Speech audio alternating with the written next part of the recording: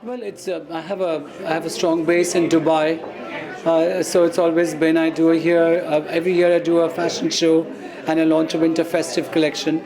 However, London is my first time, and it's 10 years to my label this year, and 25 years as a costume designer to movies.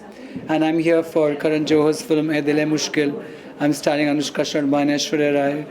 And so I am here in London working on the film, and I'm here tonight launching my collection. So it's seeming like London is going to become, from next year, one of the most important cities for us.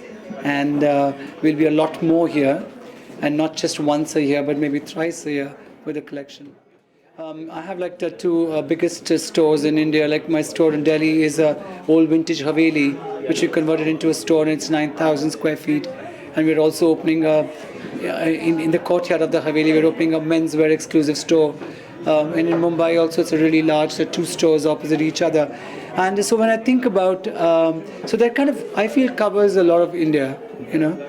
And because I think today when a bride wants to shop for a trousseau, she definitely goes to Delhi, wherever she is from, the south or from, Calcutta, wherever. So I thought to myself that expansion, Dubai is another place that I've been there for 9 years now. I really like that city. It's just 2.5 hours away from home, and I want to open a big store there.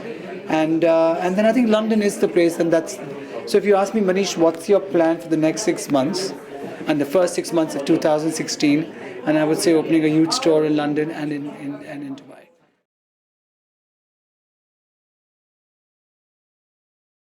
I used to model, and I used to paint and sketch really well, and that's how I passed my studies, because I was such a bad student.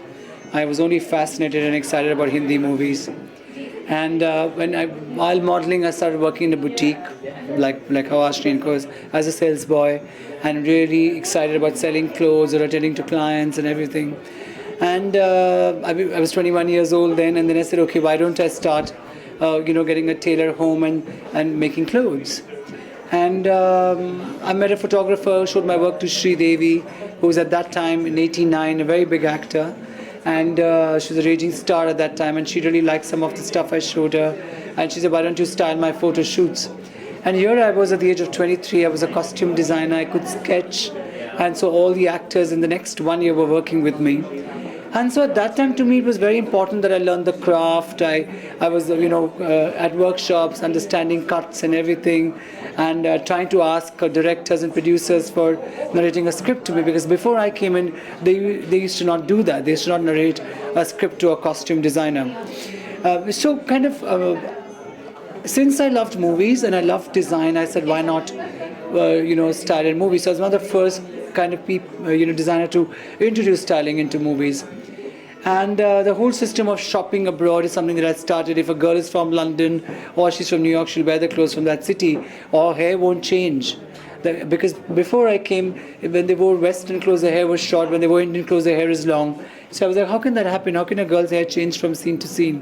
So things like that. And that time for me, life was about, I was so busy. I'm working with this actress. I'm traveling the world here. I'm going.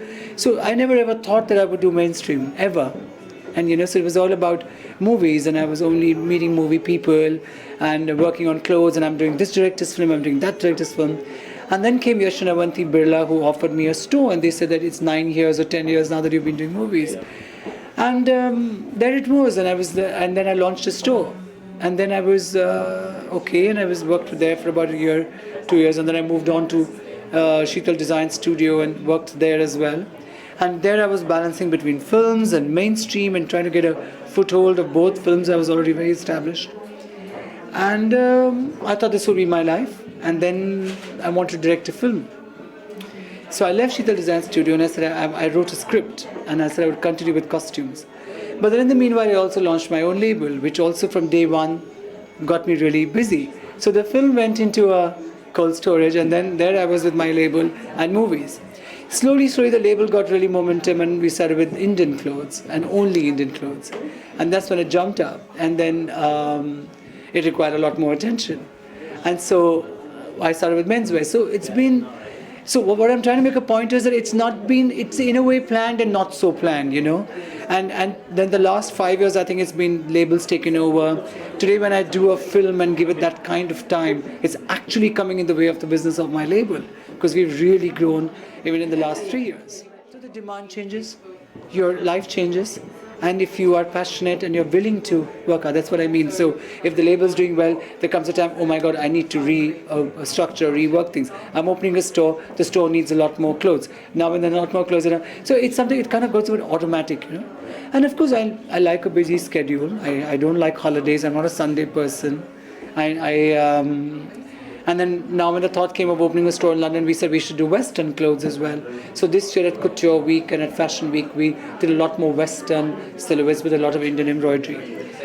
I think the next 3 years, I want to take a lot of Indian craft, whether it's Kashmiri thread work, whether it's chicken curry, whether it's bananas, to all over the world. And to do that, I have to kind of adapt the change, the kind of quick changes of global fashion.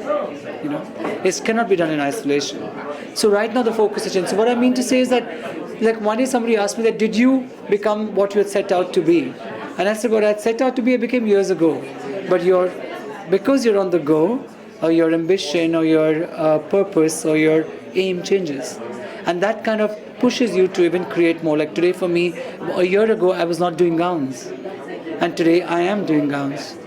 So it kind of gives me another channel to now that I'll open a store in London, it's going to push me to think even more globally and get more aspired and inspired from what I see or hear, whether it's music, whether it's a painting, whether it's people, whether it's a color scheme on a wall.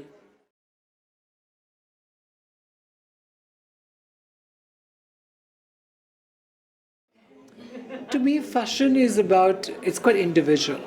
It's not necessarily always a trend, Fashion changes every 3 months or 6 months, while as a style and you being yourself remains. And I think with Narendra Modi, what is nice is that he is himself. He has this peculiar and a particular style of wearing his clothes, and I think he carries them up with extreme elegance and panache, and speaks so well. I think he speaks fabulously.